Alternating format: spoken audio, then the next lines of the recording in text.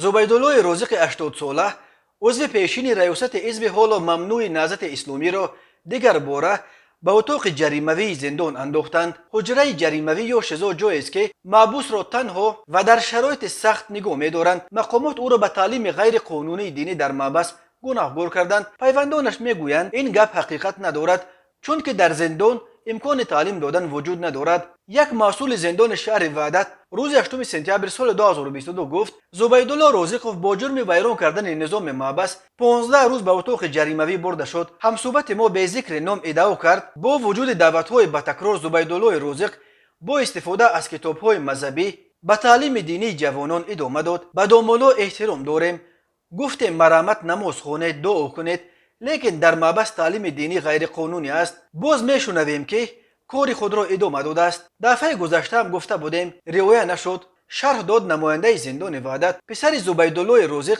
که در خارج کشور زندگی میکند روز 8 سپتامبر دلیل مقامات را بی‌پایه دانست. حسام الدین زبیدالله باور دارد مقامات محبس بعد اینکه پدرش در نامه از پرزیدنت تاجیکستان بررسی دوباره پروندهش را خواست، او را چپ گرفتند. زبیدالله رازق را ماه ایول امسال با گناه ویران کردن نظام محبس به حجره جریموی برده بودند. تنها پس از یک هفته و با نظرداشت وضع بد سلامتی و مساعدت اداره امبودسمن یا وکالتدار حقوق انسان تاجیکستان به اتاق مقرری محبس برگردانیدند. نزدیکان آنهایی که برای عضویت در حزب نهضت اسلامی تاجیکستان زندانی هستند همواره از آزار و شکنجه آنها شکایت میکنند. مقامات پیوسته این ادعا را رد میکنند. زبیدالله رازق سال 2015 بازداشت و به 25 سال زندان محکوم شد.